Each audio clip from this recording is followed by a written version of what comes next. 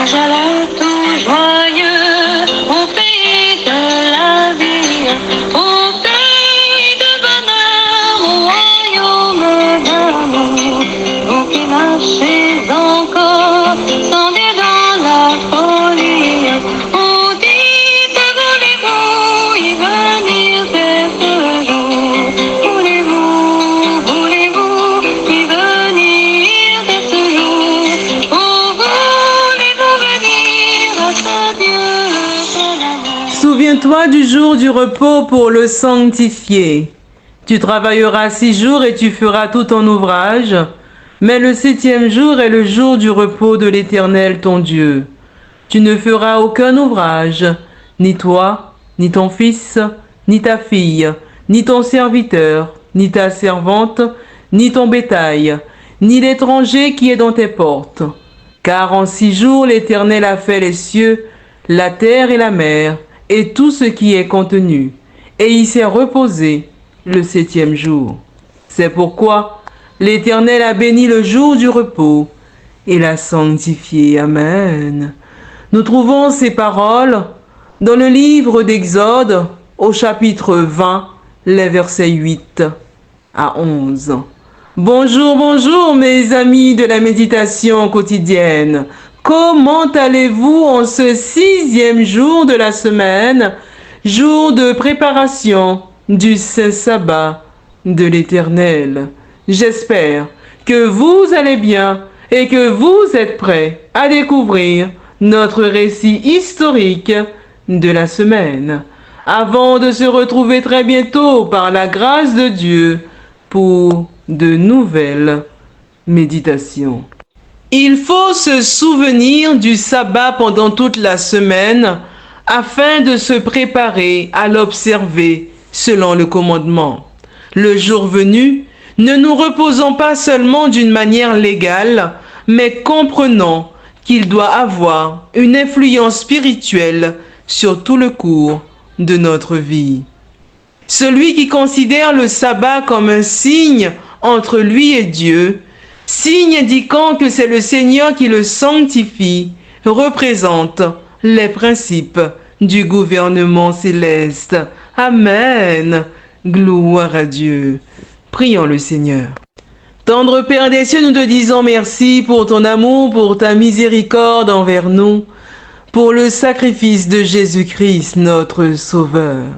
Ô Père, nous voilà réveillés, heureux d'être à tes pieds pour te rechercher, toi le seul vrai Dieu. Nous te disons merci de nous avoir fait grâce en nous accordant le souffle de vie. Ô Père, merci encore. Nous te demandons pardon, car nous avons péché devant ta face bénie. Veuille dans ton amour nous laver dans le sang de l'agneau. Purifie-nous, ô Père, et aide-nous chaque jour à refléter le caractère de Jésus-Christ. Merci, Père, pour ton saint sabbat, ce jour que tu as béni et sanctifié. Aide-nous à l'observer comme tu nous le demandes. Ô Père, nous te prions pour toutes les personnes qui passent par des moments difficiles. Dans ton amour, puisses-tu dire un mot. Merci encore pour toutes choses. Je ne t'ai pas prié parce que je suis bonne et digne à tes yeux, mais je t'ai prié dans le précieux nom de Jésus-Christ, ton Fils, qui vit et qui demeure au siècle des siècles. Amen. Mes amis, comme d'habitude, nous allons faire un récapitulatif des méditations qui ont été lues cette semaine. Dimanche, notre méditation avait pour titre « Consultons le Seigneur ». Amen. Notre verset à mémoriser se trouvait dans le livre des Juges au chapitre 1, le verset 1 qui nous dit ceci. Après la mort de Josué, les enfants d'Israël consultèrent l'Éternel en disant « Qui de nous montera le premier contre les Cananéens pour les attaquer ?» Je vous ai raconté l'histoire de Martha. Notre réflexion était la suivante. Quels défis aurons-nous à relever? Consultons Dieu, nos parents et nos amis les plus expérimentés. Nous sommes entourés de personnes avisées. Souvenons-nous que le peuple d'Israël remporta la victoire parce que, après la mort de Josué, les enfants d'Israël consultèrent l'Éternel en disant « Qui de nous montera le premier contre les Cananéens pour les attaquer ?» En cette période de confusion, consultons l'Éternel, car lui seul connaît la fin avant le commencement. Amen. Mercredi, malheureusement, nous n'avons pas eu notre histoire biblique de la semaine. Aujourd'hui, notre récit historique de la semaine a pour titre « À qu'il est beau de voir des frères ». Amen. Que nous trouvons au numéro 148 du recueil Hymnes et louanges. Notre verset à mémoriser, nous le trouvons dans le livre des Actes des Apôtres, au chapitre 5, le verset 29 qui nous dit ceci. Pierre et les apôtres répondirent, il faut obéir à Dieu plutôt qu'aux hommes. Amen. Gloire à Dieu. Ce matin, je vais vous raconter l'histoire de César Malan, l'auteur du cantique « À qu'il est beau de voir des frères ».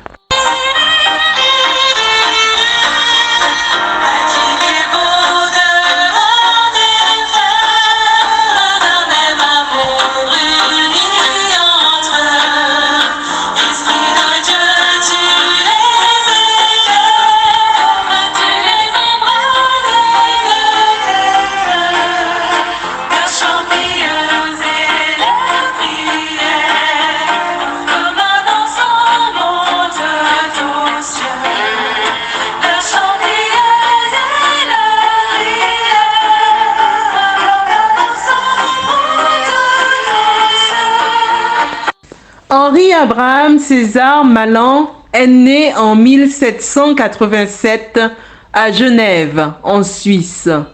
Pasteur et docteur en théologie, César Malan fut surnommé le psalmiste du réveil. Il fait partie des auteurs les plus représentés dans le recueil des hymnes et louanges avec 26 cantiques. Ordonné pasteur en 1810, il contribue activement au réveil de Genève. En 1811, il épouse Salomé Georgette Jeanne, dite Jenny Schonenberger. Ils auront ensemble 12 enfants, dont César Malan fils, né en 1821. Il meurt en 1899. César Malan est suspendu dans ses fonctions pour avoir prêché la justification par la foi en 1817. Il recommencera en 1823. Il sera dès lors considéré comme un dissident. Comme on lui interdisait la chaire des églises de Genève, car il enseignait la divinité de Jésus-Christ et le salut par la grâce, le révérend Malan édifia en 1820 dans son jardin une chapelle connue sous le nom de l'église du témoignage. Il y prêchera près de 43 ans. Son but n'était pas de rompre avec l'Église nationale, mais il était considéré comme un dissident et déchu de sa charge ecclésiastique depuis 1823. Son combat contre les fausses doctrines de l'époque fut difficile, mais il le mena avec courage. C'est sans doute la bonne compréhension de ce qu'est véritablement la nature de l'Église qui le poussa à composer le cantique « À qu'il est beau de voir des frères ». Amen. Gloire à Dieu. Son zèle ardent pour la conversion des âmes trouva un débouché plus large dans de longues tournées d'évangélisation subventionnées par des amis religieux dans son propre pays et en Belgique et en France et aussi en Écosse et en Angleterre, où il avait des amis parmi de nombreux corps religieux et où il a prêché à de grandes congrégations. La caractéristique distinctive de ces tournées était son contact avec les personnes. Sur le bateau à vapeur, en promenade, en montagne, à l'hôtel, aucune occasion n'était perdue. Une fois, un vieil homme à qui il rendit visite tira de sous son oreiller un exemplaire de son grand recueil de cantiques, Chants de Sion, écrit en 1841. Et l'homme lui raconta comment il avait prié pour en voir l'auteur avant de mourir. Outre ces hymnes, César Malan a produit d'innombrables tracts et brochures sur les questions en litige entre les églises nationales et évangéliques et l'Église de Rome, ainsi que des articles dans des revues américaines. C'était un homme aux connaissances variées. Il rédigeait les paroles de ses propres mélodies. César Malan était très poétique dans ses écrits et parlait directement au cœur en les obligeant à se réconcilier avec Dieu. Amen. Dès 1857, il se retire dans la maison héritée de sa mère à Vendeuvre, dans la campagne genevoise, en Suisse. Malgré son âge avancé, il continue à améliorer ou à composer des cantiques, comme en témoignent les derniers cantiques de son recueil Chants de Sion, où il est clair qu'il sait que sa fin est proche. Le numéro 395 des hymnes et louanges, encore quelques jours sur la terre, en est un bon exemple. Depuis la fin de 1863, il est retenu au lit par la maladie. Les 2 derniers mois sont une lente agonie. César Malan meurt le 8 mai 1864. Notre récit historique de ce matin avait pour titre « À qu'il est beau de voir des frères ». Notre verset à mémoriser, nous le trouvons dans le livre d'Actes des Apôtres au chapitre 5, le verset 29, qui nous dit ceci. Pierre et les apôtres répondirent, il faut obéir à Dieu plutôt qu'aux hommes. Amen, gloire à Dieu. Oui, mes amis, l'histoire de César Malan nous révèle son amour pour Dieu et pour l'Évangile. En cette fin des temps, la question nous est posée ce matin. À qui voulons-nous obéir? Oui, mes amis, la question nous est posée ce matin. À qui voulons-nous obéir? C'est sur cette réflexion que je vous souhaite une excellente journée de préparation de sabbat et d'ores et déjà un bon sabbat. Que Dieu vous bénisse et je vous dis à bientôt, Dieu voulant, pour de nouvelles méditations.